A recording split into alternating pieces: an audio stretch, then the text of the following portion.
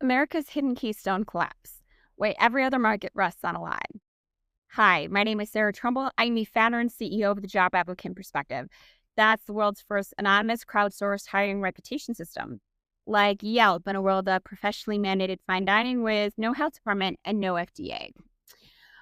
This is the level of go-to-market awareness for my website, as well as public service for all the gaslighting out there.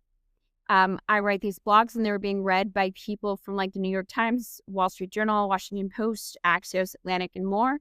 But I'm trying to make this accessible to a larger audience by creating these videos and putting them on YouTube.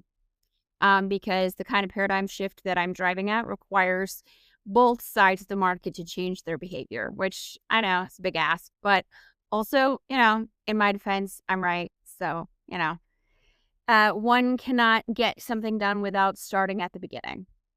So, America's Hidden Keystone Collapse. I'm going to start from the beginning of it. And if you want to read more, read this, you can see it on my blog as well on Substack. And I'll link that in the bio below.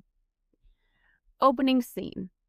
Every other economy in America, housing, education, healthcare, municipal budgets, consumer spending, they rest on one fragile assumption that people can reliably find work and that income flows are real. But the system we built to connect people to jobs no longer works, and no one replaced the trust infrastructure that once held it together. For decades, we treated the U.S. labor market as a given, a silent foundation beneath every other economic structure. But when the foundation quietly cracked, everything built on top of it became unstable, from mortgages to healthcare to tax revenues. We built the entire U.S. economy on a glass floor, and now the cracks are spreading. Who this is for? This isn't just a job story, it's an economic stability story. If you operate inside any market depending on predictable income flows, this collapse affects you. Job seekers and workers facing broken signals, ghost jobs, and churn-driven platforms. Employers and small businesses paying for visibility while drowning in noise and unverified applicants. Recruiters and workforce boards navigating untrustworthy signals while advising job seekers on a distorted market. Policymakers and economists modeling economies based on unreliable hiring data while downstream cracks deepen. Municipal leaders and educators watching credentialed inflations, tax-based erosion, and instability spread locally. Journalists and researchers tracking the deeper systemic implications of a market where trust no longer flows. If you hire, apply, regulate, invest, or plan around income stability, you're inside the story. Core thesis: the labor market isn't just one sector of the economy, it's the spine of everything else. Income stability, civic participation, and belonging. And yet, we dismantled the trust infrastructure that kept hiring legitimate. We replaced it with opaque, engagement-driven platforms designed to monetize churn, not outcomes. We built trillions of dollars of downstream economic activity on unverified data, assuming the glass floor would hold. This wasn't just a policy failure. It was a structural error in economic design. We removed the guardrails holding the labor market together without understanding the knock-on effects across the entire U.S. economy. How the trust infrastructure collapsed. Hiring once depended on two pillars of trust, each backed by structural incentives. Number one, newspapers and classifieds. For decades, local newspapers guided hiring trust. Employers paid to post jobs, financial stake implied legitimacy.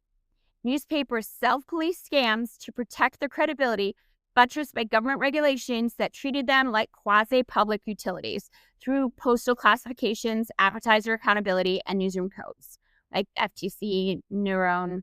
I put a couple citations there. Online platforms inherited no such accountability. Posting a job is now effectively free, leading to surging ghost job listings. For instance, a 2024 study by Greenhouse found that 18 to 22% of job ads are never filled or real, from the Wall Street Journal. Survey reports up to 40% of companies admit posting fake job listings in the past year, from The Guardian. These are called lemons. This is lemons. When friction disappears and ease is king, truth becomes uneconomical, especially when engagement is profit. The newspaper never sold SaaS, software as a service style job slots because its business model was anchored to verified information, not engagement metrics. Free job postings weren't a thing either, on purpose. Online labor platforms inverted that logic, monetizing clicks, not clarity. They profit from the unpaid time of the very users whose trust they erode. Job seekers have always purchased job ads by spending their time, full stop. This is not in question. This is what the labor market is. That's what it is. Employers may not have ever thought of them, not really, as anything but data points, but the newspaper considered them stakeholders they would lose money by misleading. In moving the market online, the way employers saw it, instead of the way it actually was, the talent acquisition solutions industry has been steadily collapsing it while gaslighting the labor force that drives their profits unpaid for the privilege. It's economic conscription. But unlike the military, there's no pay, no honor, and no exit date. It's a lottery. Just endless auditioning for the unregulated algorithm. The unpaid labor of job seekers powers a $600 billion global industry, and somehow we still call them lazy. No one wants to work, cry people who neglect to mention how profitable the free labor of the U.S. workforce is to billionaires investing in talent companies. From this collapse emerged two axioms I audaciously write for the online labor market. Time as currency. When job seeker time is not treated as currency, the labor market degrades into rent seeking in disguise. A magic claw machine for one side of a two-sided market is a magic claw machine for the other. Yeah? We don't talk about unverified shoe postings and a shoe buyer shortage. That's not how it works, because that's not what markets do. Empathy as market trust. A marketplace with empathy for its stakeholders is a marketplace operating with trust. A marketplace with empathy is without empathy is one operating without it. Anytime you have a vendor operating without empathy, they are operating an engagement trap. I will talk about it more in the next blog post after this, but essentially the flow of info goes like this. Empathy leads to vulnerability, leads to honest signal, leads to healthy market. Lack of empathy leads to performance, leads to distorted signal, leads to a lemon market. Even politicians saying that was a way to encourage a lemon market. Human gatekeepers. Before platforms, reputations circulated through trusted networks, local networks, workforce boards, recruiters, unions, and chambers of commerce, vetted employers, sharing warnings, and endorsements. Job seekers relied on community knowledge rather than keywords or algorithms. Human trust layer is now gone. Platforms fragmented and atomized the hiring process. I can't say words, sorry. The local reputational layer that has always stopped employers from using job ads as brand advertising is now gone too. The breakpoint. Platforms dismantled both trust systems and no equivalent structure replaced them. Posting costs collapsed, creating a flood of ghost jobs and scams. No reputational filter remains. Legitimacy is no longer required, signals by the act of posting only. Applicant tracking systems filter out applications invisibly. 70% of resumes never reach a human reviewer, according to recent estimates from Scale.jobs. Platforms dismantled both trust systems and nothing replaced them, human or otherwise. In modern hiring, visibility costs nothing, trust is unmoored, accountability has vanished. It is structurally incoherent in any other functioning market.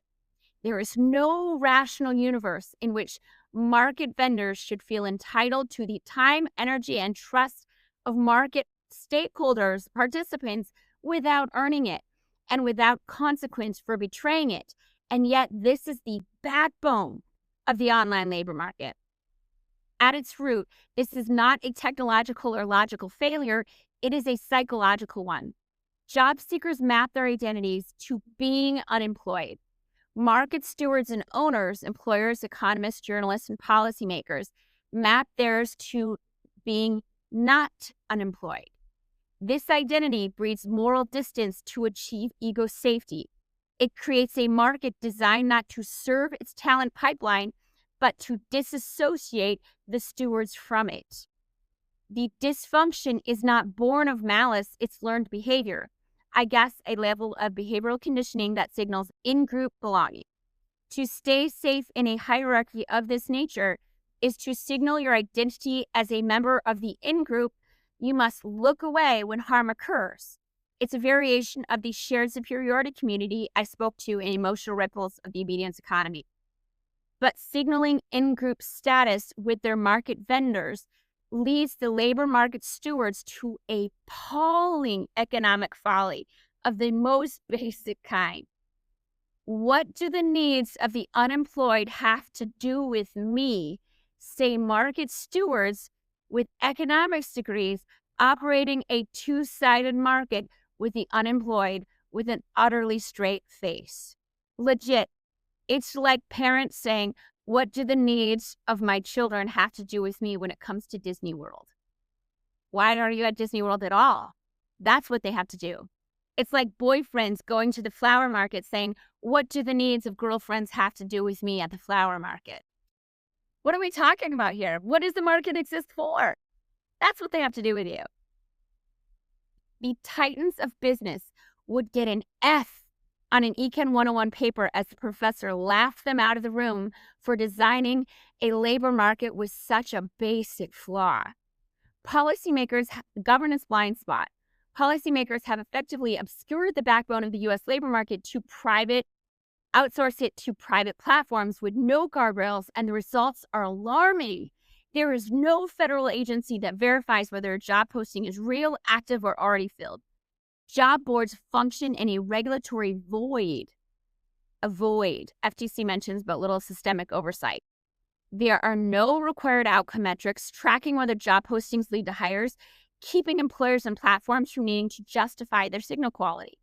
Platforms such as Indeed, LinkedIn, and ZipRecruiter have become the de facto infrastructure for hiring, but they have no civic responsibility or transparency obligations around truth or efficacy. This is an individualized algorithmic platform. My God, if there were no accountability for lying to the individualized customers, why on God's green earth would they tell you the truth? Like, it's so much more profitable the other way. In contrast, newspapers of the analog era were regulated, had reputations to uphold, and were historically subject to public accountability. They also, the paper that I bought was the paper that you bought. The platform that I look at is not the platform that you look at. They're totally different. The platforms bear none of this. Downstream instability across every other economy. When labor market trust collapse, everything downstream fractures. Housing markets, mortgages assume stable income flows that no longer exist. Healthcare markets, insurance pools destabilize when workers churn jobs or can't access benefits. Education markets, credential inflation explodes as people pay for access signals that no longer reliably convert into jobs. Municipal economies, tax bases shrink when unemployment drags and small businesses close. This is not a jobs problem. It is a systemic economic stability problem disguised as one. Why it matters? This is not just a policy oversight. It's historic miscalculation. We dismantled the scaffolding that made labor markets trustworthy. We built national economic planning on distorted, unverified hiring data. We assumed household stability would hold even as we removed the infrastructure that sustained it. The result, financial fragility hiding in plain sight. If the labor market is the economy's glass floor, we're standing on cracks spreading beneath it. The TJAP tie-in. This is why we're building the job applicant perspective, the first attempt to rebuild the missing trust infrastructure at scale. Verified crowdsourced job post level reviews, a civic function disguised as a startup. It's forensic audit of the labor market from people who don't benefit from the clickbait engagement trap. Municipal SaaS integrations, giving cities tools to restore local hiring legitimacy. It adds a second interconnecting trust layer into the system to have geographic municipalities in nearby areas as our SaaS piece, as well as bringing financial value to local small governments. Shared hiring realities reconnect applicants, employers, and municipalities around credible signal. Just one scammer on LinkedIn made $440,000 in 2024 abusing affiliate marketing, taking real jobs and sending job seekers trying to find work to get their identity stolen. This was only one of the 6,000 scammers Jay Jones has taken down on LinkedIn and over 32,000 fake posts. The only people who benefit from silencing and not amplifying this knowledge are the platforms and the scammers. If he could do this alone, imagine what millions can do together. Do you know how often he has written to LinkedIn how they won't hire him?